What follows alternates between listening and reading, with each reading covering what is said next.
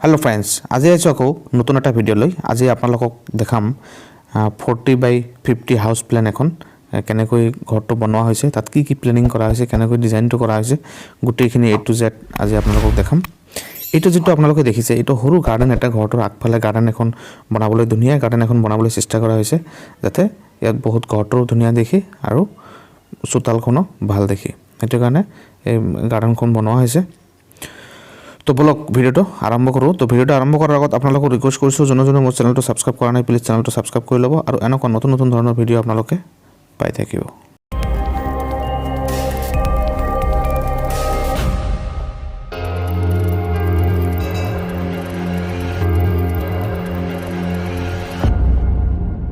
চাওক এই গাৰ্ডেনটো যেটো দেখিছে এই গাৰ্ডেনটো সব ফালে চাওক ধুনীয়াকৈ আইৰনৰ গ্ৰিল লগাই দিয়া হৈছে কালাৰ কৰি দিয়া হৈছে যাতে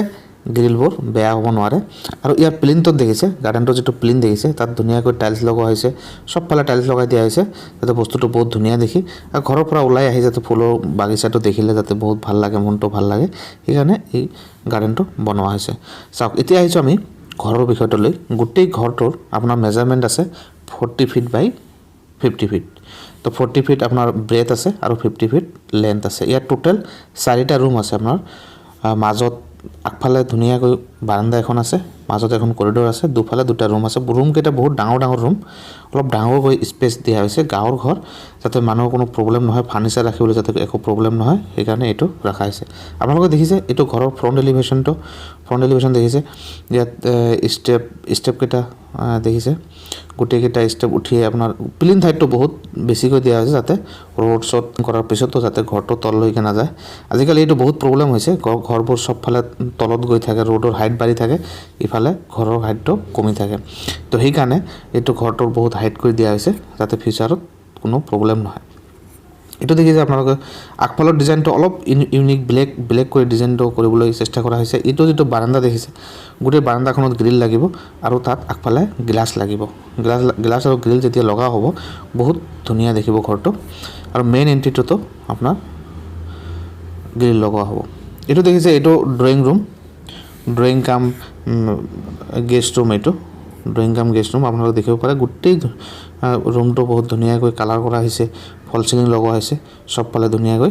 এৰেঞ্জমেন্ট কৰা হৈছে এটো যেটো ডোৰ দেখিছে এটো ইফালে এটা ৰুম আছে এটোৰ লগত এটাচ কৰিবৰ কাৰণে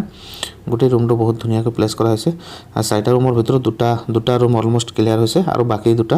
কালাৰ ওয়াশিং আৰু সিলিং গুটেইখিনি বাকি আছে তো হৈ যোৱাৰ পিছত গুটেই ঘৰটো বহুত ধুনীয়া দেখিব ইয়াত ফ্লোৰৰ টাইলছ লগোৱা হোৱা নাই টাইলছ পিছত লগোৱা হ'ব ইয়াত কাৰ্পেটিং কৰা হৈছে যাতে খৰচ অলপ কমাবলৈ কাৰ্পেটিং কৰা হৈছে প্ৰত্যেকটো ৰুমত লেট্ৰিন বাথৰুম এটাচড আছে এটো ৰুমত চাওক লেট্ৰিন বাথৰুমটো মই দেখাই দিও এটাচড লেট্ৰিন বাথৰুম যেটো আছে এটো হল ইয়াত গিজাৰ সিজাৰ সব লগোৱা হৈছে ধুনীয়াকৈ ইয়াত দুটা এটা ইন্ডিয়ান আৰু এটা ইংলিশ লেট্ৰিন লগোৱা হৈছে যাতে দুই ধৰণৰ মানুহ যোনটো ইউজ কৰি ভাল পায় এটো যাতে ইউজ কৰিব পাৰে অলপ বয়খাল মানুহৰ কাৰণে ইংলিশ লেট্ৰিনটো ইউজ কৰিবলৈ অলপ সুবিধা হয় সেই কাৰণে ইংলিশ লগোৱা হৈছে আৰু ইন্ডিয়ানটো কমন মানুহ সবে ইউজ কৰিবৰ কাৰণে ইন্ডিয়ানটো লগোৱা হৈছে আপোনালোকে দেখিব পাৰে ইংলিশ আৰু ইন্ডিয়ান দুটা এটা বাথৰুমত এটা টয়লেটত ইউজ কৰিব দিয়া হৈছে বাথৰুমো আছে এটা হলটো ডাঙৰ হয় অলপ এই কাৰণে গুটেই বাথৰুম আৰু লেট্ৰিন দুটাই একেলগে এডজাস্ট কৰা হৈছে ইয়াত ভেন্টিলেটৰ আছে যাতে এয়াৰ সাৰ্কুলেশনৰ কাৰণে ভেন্টিলেটৰটো ৰখা হৈছে আৰু লাইট আহিবৰ কাৰণে ভেন্টিলেটৰ ৰখা হৈছে গুটেই দিনটো লাইটত ৰখাটো বেয়া এই কাৰণে এয়াৰ সাৰ্কুলেশনৰ কাৰণে এটো দিয়া হৈছে সব ফালে টাইলছ লগোৱা হৈছে এটো ৰুমটো আপোনালোকে দেখিলে গুটেই ৰুমটো ধুনীয়াকৈ পানিছে এটো দেখিছে কাৰ্পেট লগোৱা হৈছে ইয়াত টাইলছ লগোৱা হোৱা নাই টাইলছ লগোৱা হ'ব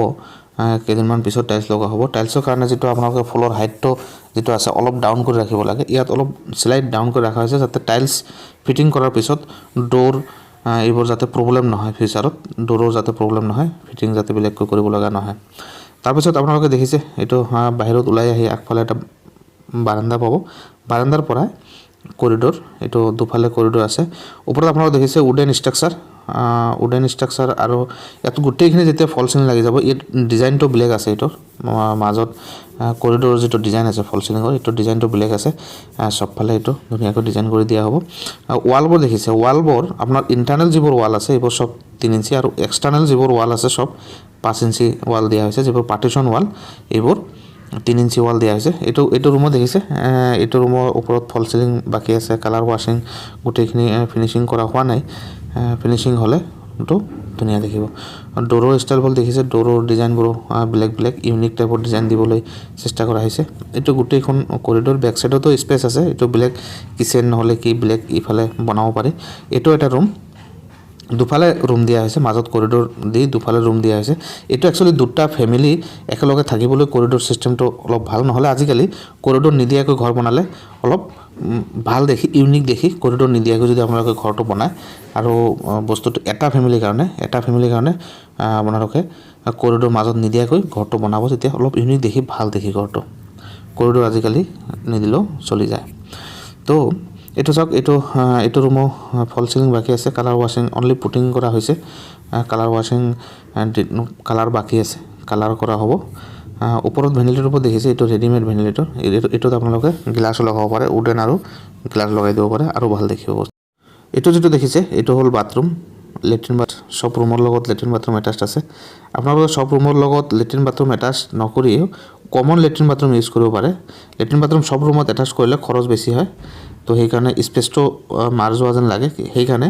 কমন লেট্ৰিন বাথৰুম কিছুমান ইউজ কৰিব পাৰে। আপোনাৰ মাষ্টাৰ বেডৰুমৰ লগত লেট্ৰিন বাথৰুম দিয়ক, সব বেডৰুমত এটাচ নকৰিলেও হোৱা নাযায়। ইয়াতো ফল চিলিং হ'ব,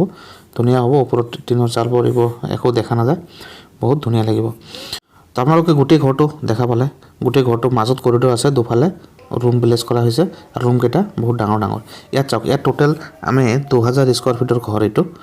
ইয়াত আপোনালোকৰ যদি গোটেই ফিনিচিং কৰিব যায়, গোটেই যদি আপোনালোকে ধুনীয়া ভাল বস্তু লগাই ফিনিচিং কৰিব যায়, ধৰক 21 to 22 লাখছ এইটো গোটেই খৰচ হ'ব। গোটেই ইলেক্ট্ৰিফিকেশ্যন, কালাৰ ৱাশ্বিং, প্লাম্বাৰিং গোটেই কামখিনি মিলি আপোনাৰ 21 to 22 লাখছ গোটেই খৰচ হ'ব। তো আশা কৰোঁ ভিডিঅ'টো আপোনালোকৰ উপকৃত হ'ব, ভিডিঅ'টো আপোনালোকৰ অলপ হ'লেও হেল্প কৰিব কনষ্ট্ৰাকশ্যন কৰোঁতে, অলপ হ'লেও আইডিয়া পাইছে আপোনালোকে। তো যদি ভিডিঅ'টো ভাল লাগিছে প্লিজ লাইক কমেণ্ট আৰু শ্বেয়াৰ কৰিব। Thank you so' much.